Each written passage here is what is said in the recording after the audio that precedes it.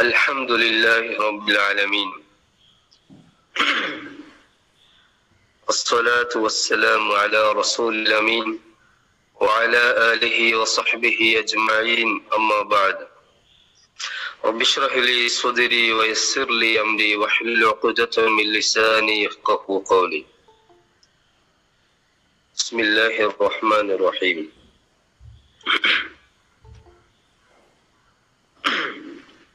عن أبي هريرة رضي الله عنه أن رسول الله صلى الله عليه وسلم قال ليأتين على الناس زمان لا يبالي المرء بما أخذ المال أمن حلال أم حرام. البخاري. അബൂ ഹുറൈറ റളിയല്ലാഹു അൻഹുവിൽ നിന്ന് നിവേദനം, നബി സല്ലല്ലാഹു അലൈഹി വസല്ലം അരുളിയിട്ടുണ്ട്, ജനങ്ങൾക്കൊരു കാലം വരിക തന്നെ ചെയ്യും. ലയഅതിയന്ന അലന്നാസി സമാനു, ജനങ്ങൾക്ക് ഒരു കാലം വരിക തന്നെ ചെയ്യും. ലാ യുബാലിൽ മർഉ ബിമാ ഉഖിദൽ മാൽ, അന്ന് ധനം കൈയടക്കുന്ന കാര്യത്തിൽ മനുഷ്യൻ പരിഗണിക്കുകയില്ല. അമിൻ ഹലാലിൻ അം ഹറാം, അത് അനുവദനീയമായതിൽ നിന്നുള്ളതാണോ അതോ അനുവദനീയമല്ലാത്തതിൽ നിന്നുള്ളതാണോ എന്ന്. ഈ ഒരു ഹദീസ് നമ്മളെ പഠിപ്പിക്കുന്നത് സമ്പാദ്യത്തിലെ സൂക്ഷ്മതയാണ്. ഒരു മുഅ്മിനെ സംബന്ധിച്ചിടത്തോളം അല്ലെങ്കിൽ ഒരു മുസ്ലിമിനെ സംബന്ധിച്ചിടത്തോളം ഇസ്ലാമിക വീക്ഷണത്തിലുള്ള സമ്പാദ്യത്തിലെ സൂക്ഷ്മതയാണ് മഹാനായ പ്രവാചകൻ മുഹമ്മദ് നബി സല്ലല്ലാഹു അലൈഹി വസല്ലം ഈ ഒരു ചെറിയൊരു ഹദീസിലൂടെ നമുക്ക് പറഞ്ഞു തരുന്നത്. ഏത് കാലത്തായാലും ധനം സമ്പാദിക്കുക എന്നുള്ളത് മനുഷ്യന് ഒരു ഒടുങ്ങാത്ത ആർത്തിയാണ്. എത്ര സമ്പാദിച്ചാലും നമുക്ക് അത് മതി വരൂല. ധനം സമ്പാദനം ഇസ്ലാം വിലക്കൊന്നുമില്ല. പക്ഷെ അതിന് ചില നിബന്ധനകള് ഇസ്ലാമിക ശരീഅത്ത് വെച്ചിട്ടുണ്ട്. ചില രീതികളാണ് ഈ ഹദീസില് നമ്മോട് പറഞ്ഞു തരുന്നത്. ഇസ്ലാം അനുവദനീയമാക്കിയ രീതിയിൽ മാത്രമേ ഒരു മുസ്ലിമിനെ സംബന്ധിച്ചിടത്തോളം അവൻ സമ്പാദിക്കാൻ പാടുള്ളൂ. എന്നാൽ ഈ ഒരു ആധുനിക ടെക്നോളജികൾ മൂലമായാലും അല്ലെങ്കിൽ മറ്റു ഹറാമിയത്തുകൾ മൂലമായാലും ഇന്ന് ഒട്ടേറെ ദുർസാഹചര്യങ്ങൾ ഇന്ന് ധനസമ്പാദനത്തിന് ഹറാമായ രീതിയിൽ ധനം സമ്പാദിക്കാനുള്ള വഴികൾ എത്രയോ അധികമാണ് നമ്മുടെ ഈ കാലത്ത്. അതിൽ മനുഷ്യന് ഹലാലും ഹറാമൊന്നും ഒരു നോട്ടവുമില്ല. അല്ലെ, നമുക്കറിയാം, കളവിലൂടെ, അളവ് തൂക്ക കൃത്രിമത്തിലൂടെ, ചതിയിലൂടെ, വഞ്ചന, കൂതാട്ടം, കൈക്കൂലി, അതുപോലെ തന്നെ ലോട്ടറി തുടങ്ങി ഏത് മാർഗത്തിലൂടെയും ഹറാമായ രീതിയിലൂടെ ഇന്ന് മനുഷ്യൻ സമ്പത്ത് സമ്പാദിച്ചുകൊണ്ടേയിരിക്കുകയാണ്. എങ്ങനെയെങ്കിലും അത് പണം കയ്യിൽ കിട്ടുക എന്നുള്ള ഒരു ചിന്ത മാത്രമേ ഉള്ളൂ, ഒറ്റ ലക്ഷ്യം മാത്രമേ ഉള്ളൂ ഇന്ന് നമ്മുടെ മനുഷ്യനുള്ളൂ. എത്ര കിട്ടിയാലും അത് മതി വരൂല. മനുഷ്യന് സമ്പത്തിന്റെ രണ്ട് താഴ്വരകൾ ഉണ്ടെങ്കിൽ മൂന്നാമത്തതൊന്ന് അവൻ കൊതിക്കും. അത് മനുഷ്യന്റെ ഒരു മനസ്സങ്ങനെയാണ്.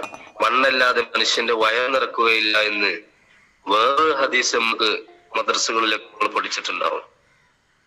സഹോദരന്മാരെ, സഹോദരിമാരെ, അനുവദനീയമായതോ വിശുദ്ധമായതോ എന്ന വ്യത്യാസമില്ലാതെ ഏത് മാർഗനെയും മനുഷ്യൻ ധനം സമ്പാദിക്കുന്ന ഒരു കാലം വരാനിരിക്കുന്നു എന്ന് ഒരു മുന്നറിയിപ്പാണ് ഈ ഹദീസിലൂടെ മഹാനായ പ്രവാചകൻ സല്ലല്ലാഹു അലൈഹി വസല്ലം നമ്മളോട് ഉണർത്തിയിട്ടുള്ളത്.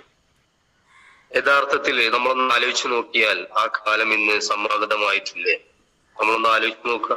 തനിക്ക് എങ്ങനെയെങ്കിലും പണം സമ്പാദിക്കണം, അത് മറ്റൊരുത്തന്റെ അവകാശം ഹനിച്ചിട്ടാണെങ്കിലും അതല്ലെങ്കിൽ ഇനിയിപ്പോ ഒരാളെ കൊല ചെയ്തിട്ടാണെങ്കിലും എന്ന ചിന്താഗതിയിലേക്ക് ഈ ലോകം അധപ്പതിച്ചിരിക്കുന്നു എന്ന് നമുക്കറിയാം.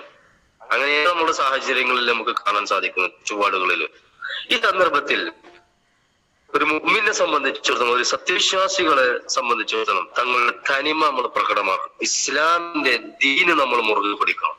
തങ്ങൾ സമ്പാദിക്കുന്നത് പൂർണ്ണമായും ഇസ്ലാം അനുസരിച്ച, ഇസ്ലാം അനുവദിച്ച മാർഗത്തിൽ തന്നെയല്ലേ നമ്മൾ ധനം സമ്പാദിക്കുന്നത് എന്ന് നമുക്കൊരു ബോധമുണ്ടായിരുന്നു.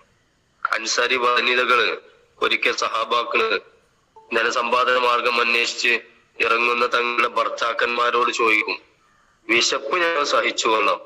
അവിടെ ഒന്ന് നിൽക്ക്, വിശപ്പ് ഞങ്ങള് സഹിച്ചോളാം, പക്ഷെ നരകത്തിലെ ചൂട് ഞങ്ങൾക്ക് സഹിക്കാനാവില്ല. അതായത് ഹറാമായ സമ്പാദ്യം ഞങ്ങളെയും ഈ മക്കളെയും നിങ്ങൾ ഭക്ഷിപ്പിക്കരുത് എന്നാണ് സഹാബി വനിതകൾ സഹാബാക്കളായ പുരുഷന്മാരോട് രാവിലെ മഈശത്തിന് വേണ്ടി ഇറങ്ങുമ്പോൾ പറഞ്ഞിരുന്നത്. ധനം ഏത് വിധത്തിൽ സമ്പാദിച്ചാലും സുഭിക്ഷമായ ജീവിതം ആസ്വദിക്കണം എന്ന ചിന്ത നമ്മൾ മാറ്റണം. എങ്കിലേ മനുഷ്യൻ ഈ കാര്യത്തിൽ സൂക്ഷ്മത നമുക്ക് പുലർത്താൻ പറ്റൂ. ഇന്നത്തെ ഉപഭോഗ സംസ്കാരമാണ് ഏത് വിധത്തിലും ധനം സമ്പാദിക്കാൻ മനുഷ്യനെ പ്രേരിപ്പിക്കുന്നത്.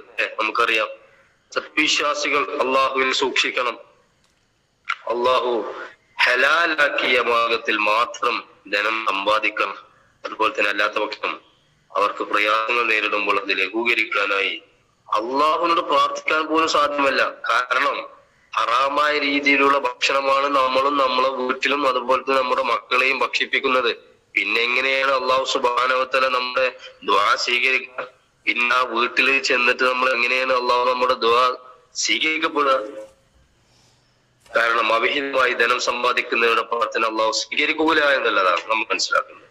മാത്രമല്ല, അതിന് പുറമെ ഈ ലോകത്ത് നമ്മുടെ ദുആ സ്വീകരിക്കുക എന്നുള്ളത് മാത്രമല്ല, അതിനു പുറമെ അന്ത്യനാളിൽ കഠിനകഠോരമായ നരകശിക്ഷ നമുക്ക് ഏറ്റുവാങ്ങേണ്ടി വരിക തന്നെ ചെയ്യും എന്നാണ് മഹാനായ പ്രവാചകൻ സല്ലല്ലാഹു അലൈഹി വസല്ലം ഈ ഒരു ചെറിയ ഹദീസിലൂടെ നമുക്ക് പഠിപ്പിച്ചു തരുന്നത്. ഈ ഒരു അർത്ഥത്തിൽ നമ്മുടെ വീടുകളിലും അയൽവക്കങ്ങളിലും നമ്മുടെ കൂട്ടുകാരോടും അതുപോലെ തന്നെ നമ്മളുമായി ബന്ധപ്പെട്ട പ്രവർത്തകരോടും അതുപോലെ തന്നെ നമ്മുടെ കുടുംബങ്ങളിലും എല്ലാവരും നമുക്ക് ഈ കാര്യങ്ങൾ പറയാൻ കഴിയണം. അതിനുള്ള ഊർജ്ജസ്വലത നമുക്ക് ഉണ്ടാവണം. ഒരു ഇസ്ലാമിക പ്രസ്ഥാനത്തിന്റെ ആളുകൾ എന്ന നിലക്കും ദീനി പ്രവർത്തകരെന്ന നിലക്കും നമുക്ക് ഈ ഒരു ബോധം ഉണ്ടായിരിക്കണം. മറ്റുള്ളവരോട് നമ്മളും സ്വയം ചെയ്തു കാണിച്ചു കൊടുക്കുക.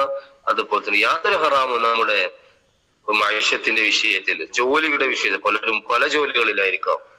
ഹറാമായ ജോലികളിൽ നിന്ന് വിട്ടുനിന്ന് നമ്മുടെ മക്കളെയും ഭാര്യമാരെയും അതുപോലെ തന്നെ മറ്റു കുടുംബങ്ങളെയും അള്ളാഹുവിന്റെ യഥാർത്ഥ വഴിയിൽ അള്ളാഹുവിന്റെ മാർഗത്തിൽ കൊണ്ടു നടക്കണം. അള്ളാഹു സുബ്ഹാനഹു വ തആല കേട്ടതിലുപരി അമലിൽ കൊണ്ടുവരാൻ നമ്മൾ എല്ലാവരെയും തൗഫീഖ് നൽകി അനുഗ്രഹിക്കുമാറാകട്ടെ. വാഖിറു ദഅവാനാ അൽഹംദുലില്ലാഹി റബ്ബിൽ ആലമീൻ. അസ്സലാമു അലൈക്കും വറഹ്മത്തുള്ളാഹി വബറകാതുഹു.